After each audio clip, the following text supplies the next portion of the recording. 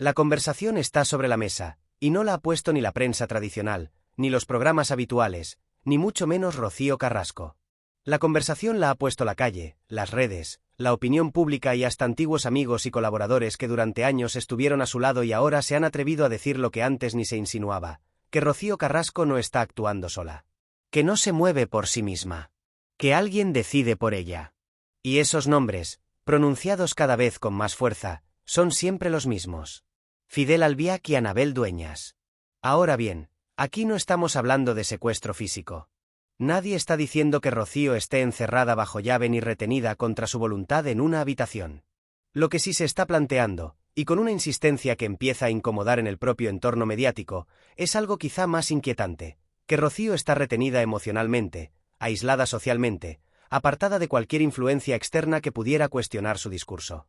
Y eso, en muchos casos, puede ser más potente que cualquier cerrojo. Porque cuando una persona queda rodeada únicamente de quienes refuerzan su visión del mundo, cuando se corta todo vínculo que no encaja con la narrativa dominante, cuando la vida se filtra únicamente a través de 2 o 3 personas, lo que se pierde no es la libertad física, sino la independencia emocional. Y eso es lo que algunos están empezando a llamar, medio en serio, medio en alarma, la retención de Rocío Carrasco. La teoría no es nueva, pero ahora ha tomado forma. Dicen que Rocío ya no decide. Dicen que Fidel habla por ella. Dicen que Anabel controla su entorno personal y social. Dicen que todo lo que entra y todo lo que sale pasa por ellos dos. Y lo más fuerte es que esta sospecha no nace de enemigos históricos. No viene de la familia Moedano. No viene de tertulianos a sueldo. Viene de personas que un día estuvieron dentro. Personas que vieron cómo Rocío fue cerrando círculos, cómo fue bloqueando llamadas, cómo fue rompiendo relaciones sin explicación, cómo fue cambiando su forma de expresarse, y sobre todo, cómo su mundo se fue haciendo más pequeño.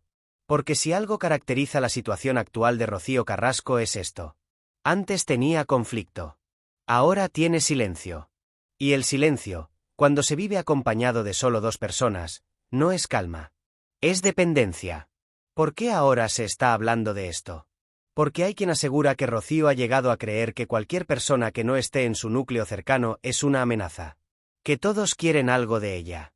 Que todos la traicionaron. Que todos la abandonaron. Y aquí está la pregunta incómoda. ¿Quién le repite eso a diario?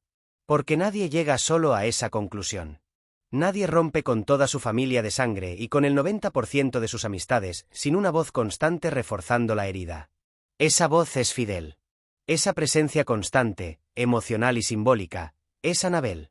Y la narrativa interna, la que muchos creen que Rocío ha comprado, sería esta. Solo nosotros te comprendemos. Solo nosotros te cuidamos. Solo nosotros te hemos sido fieles. El resto del mundo te dañó. Eso, repetido con calma, durante años, no esclaviza el cuerpo. Esclaviza la identidad. ¿Dónde queda Rocío en todo esto? Aquí llega el punto más duro de escuchar. Hay quien dice que Rocío ya no sabe quién es sin ellos. Que ha pasado tanto tiempo defendiendo el relato de su dolor que el dolor se ha convertido en su identidad. Que ya no distingue lo que siente ella de lo que le han contado que debe sentir.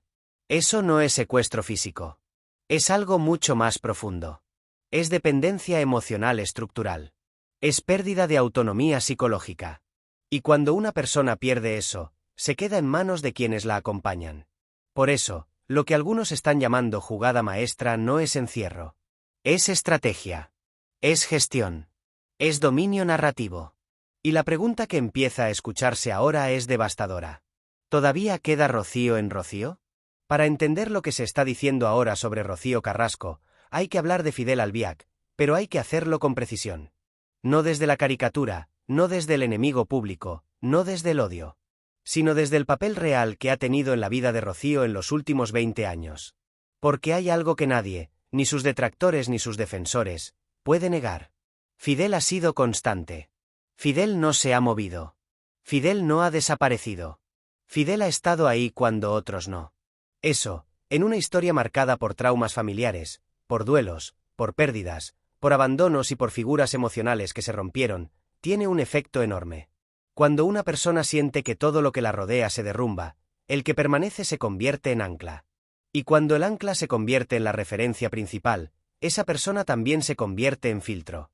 Y aquí está la clave del asunto. No se discute si Fidel quiere o no a Rocío.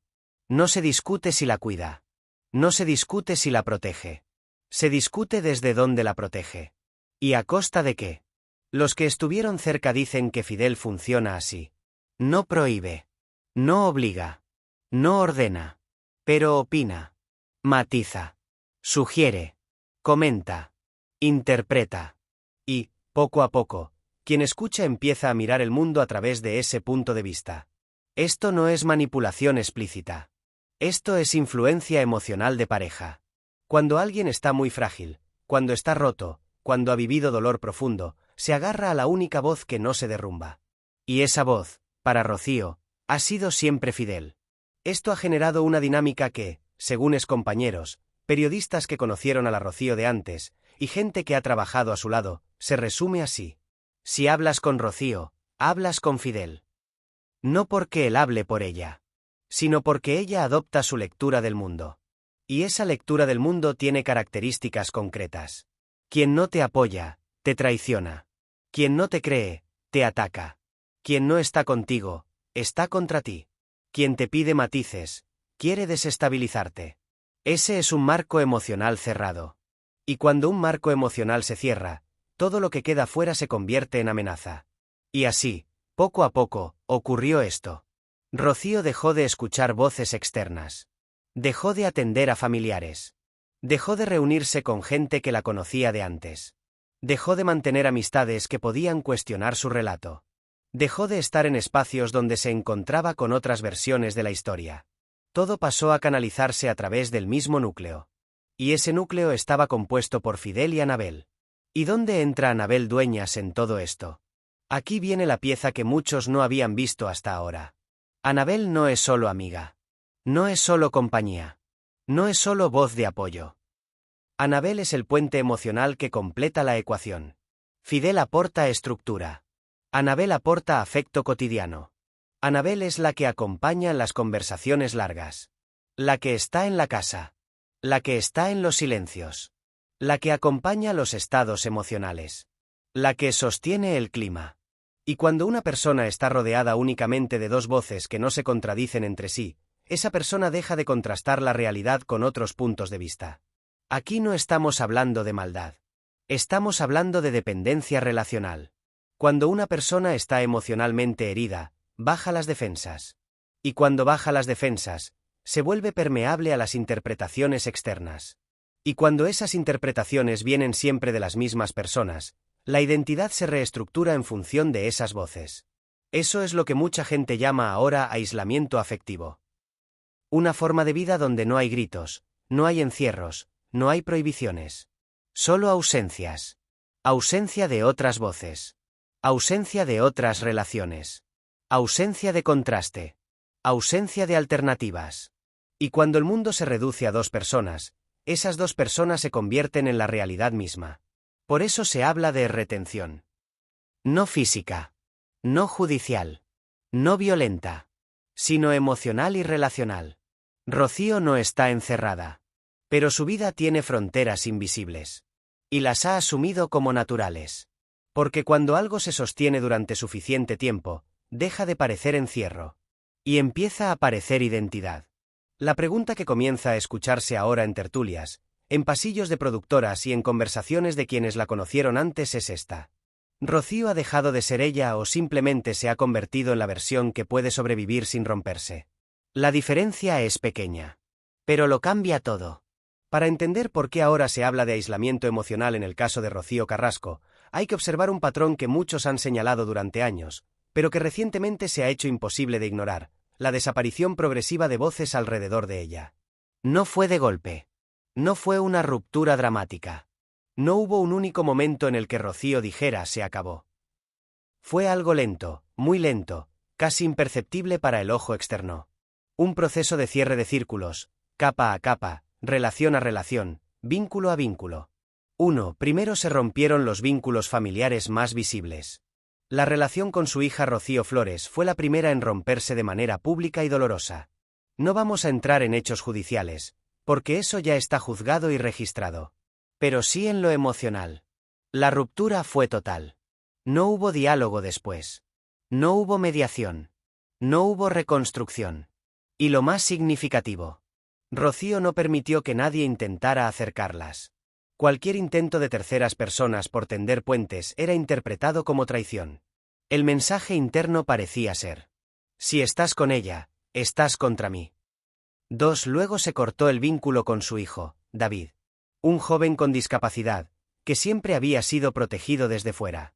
Un vínculo que el público creía imposible de fracturar. Sin embargo, también se rompió. No hubo explicaciones públicas claras. Pero sí quedó claro que no se ven, no se llaman, no se acompañan. Y esta ruptura, como tantas otras, tampoco se reparó ni se permitió que nadie interviniera. 3. Después, comenzaron a desaparecer amistades de toda la vida. Esto es lo que más sorprendió a quienes la conocían antes. Amigos que fueron familia. Amigos que la acompañaron en duelos. Amigos que estuvieron cuando el mundo se cayó.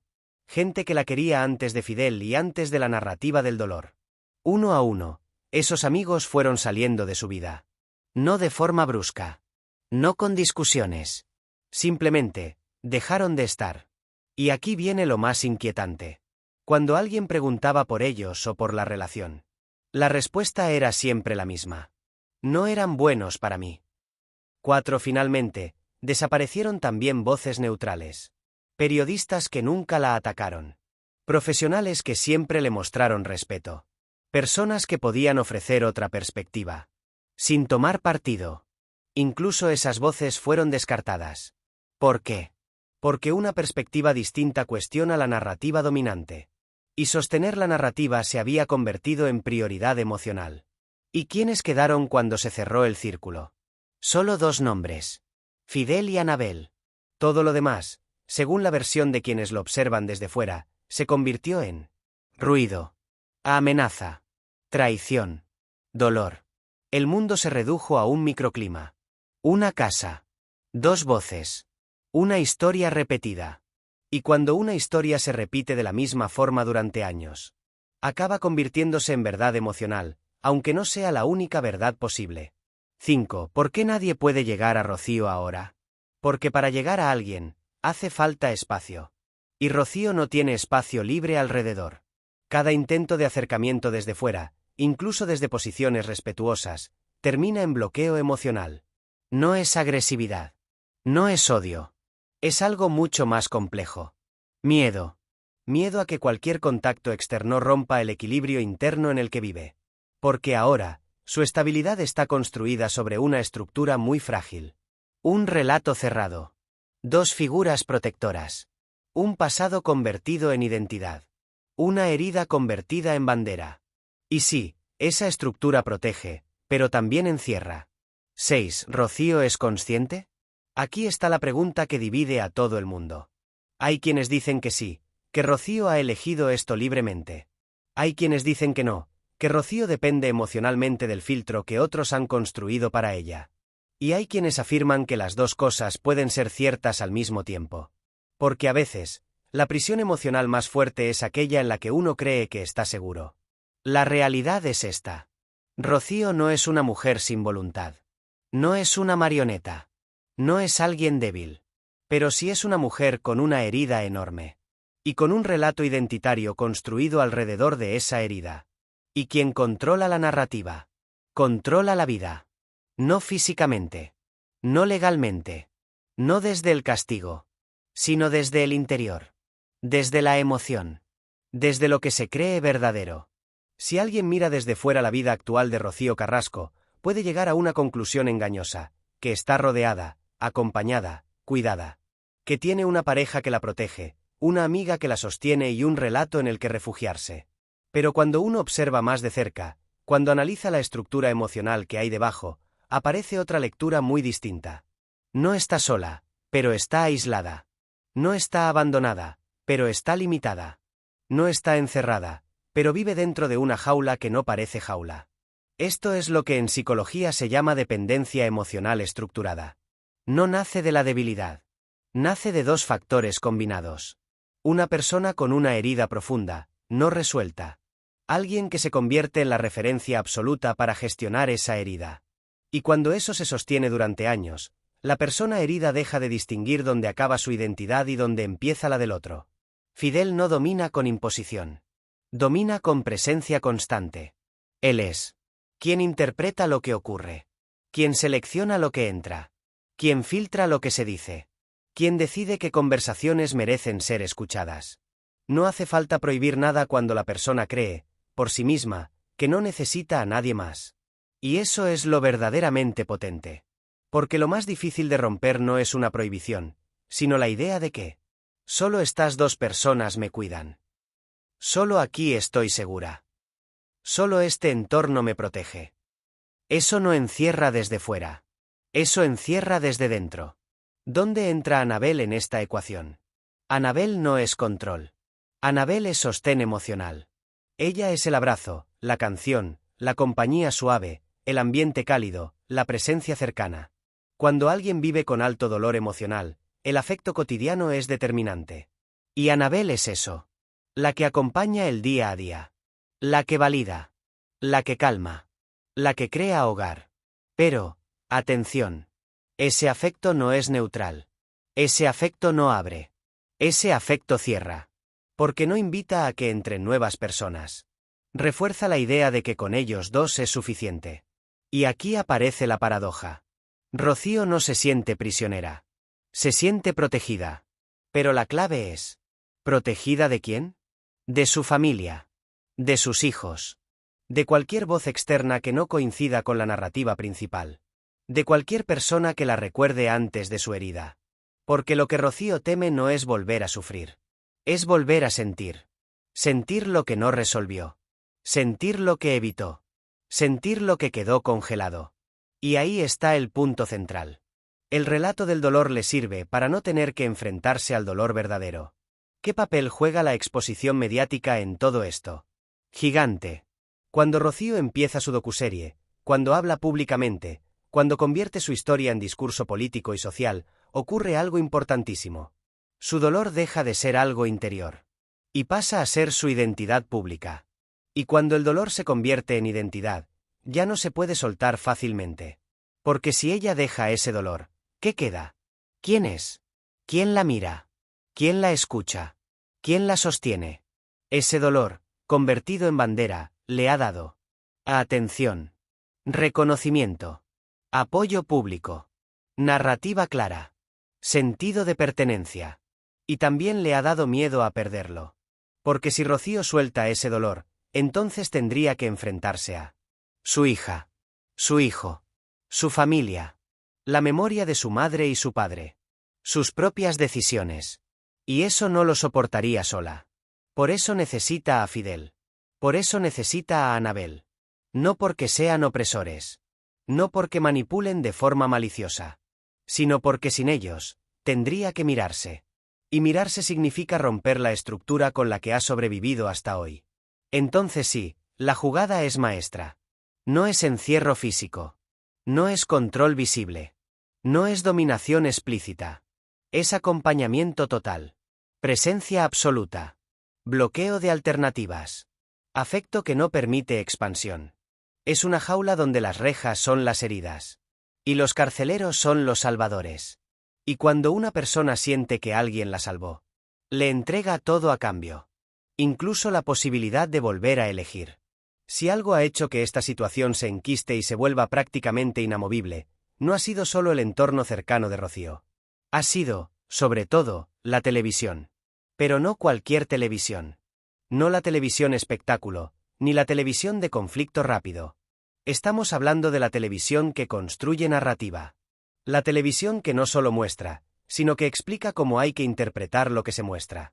Y Rocío Carrasco se convirtió en el centro de una narrativa política, social, emocional y mediática, presentada como incuestionable. ¿Por qué es tan importante esto? Porque cuando una historia se convierte en relato oficial, cualquier voz que intente matizar, preguntar, añadir contexto o aportar otra perspectiva se convierte automáticamente en enemiga, negacionista, traidora. No porque lo sea, sino porque el relato no permite grietas. Y aquí está el punto exacto donde la televisión refuerza el aislamiento. Rocío no solo se protege del exterior. El exterior, ahora, protege el relato de Rocío. ¿Cómo funciona este mecanismo? Cuando Rocío se sienta en un plató y cuenta su historia, se acompaña de algo más que su voz. Un panel de colaboradores alineados. Una dirección que marca el tono. Un guión emocional. Una música diseñada para intensificar el mensaje. Un discurso construido en torno a la idea de causa social. Esto tiene una consecuencia evidente. Si Rocío sufre, el que no la cree es cruel. Si Rocío llora, el que duda es enemigo. Si Rocío afirma, el que pide pruebas está atacando.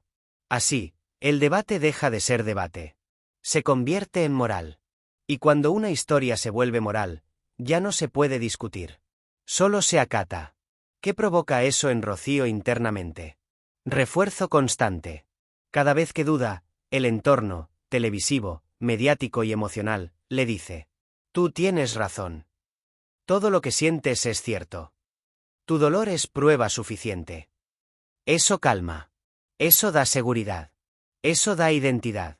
Pero también bloquea la reflexión.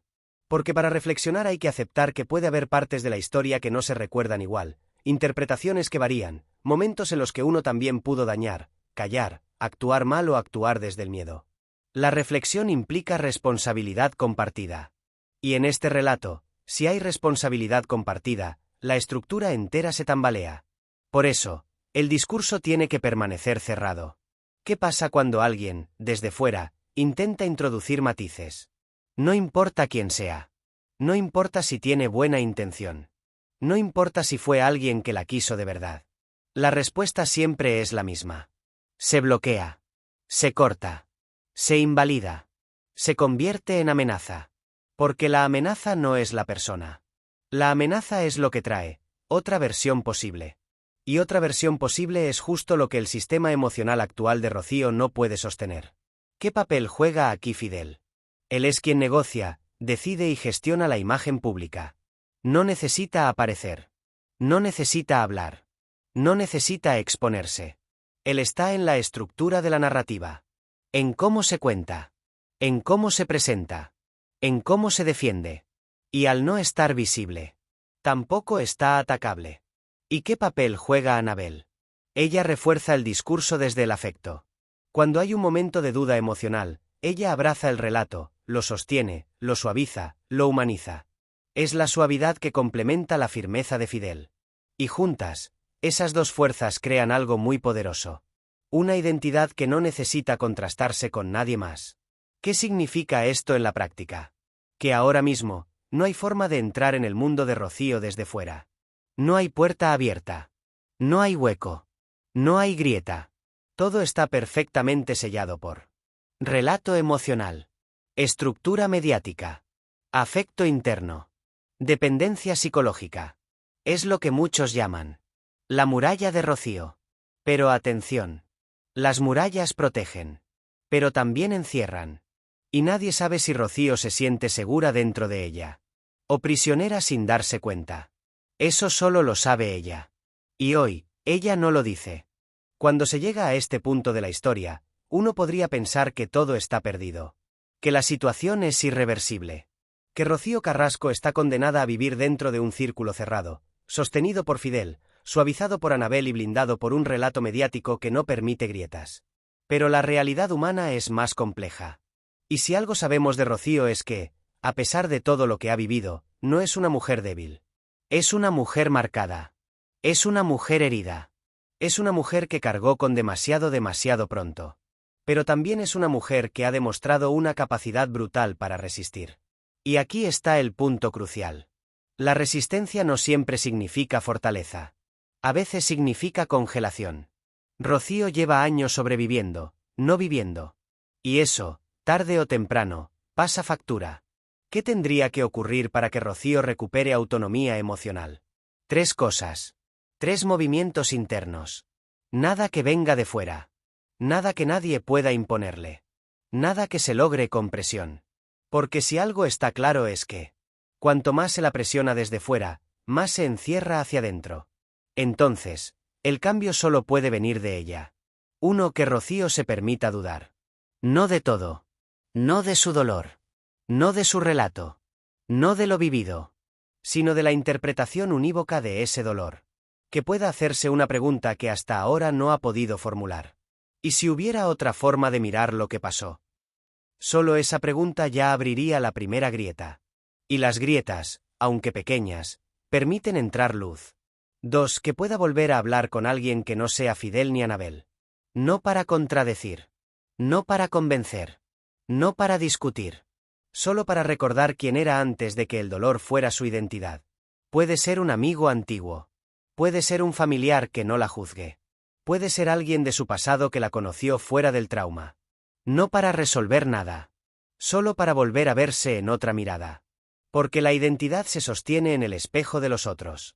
Y si solo tenemos 2 espejos, dejamos de saber cómo somos en realidad. 3. Que pueda estar en silencio sin relato. Este es el punto más difícil. Hoy, Rocío no puede quedarse sola con ella misma.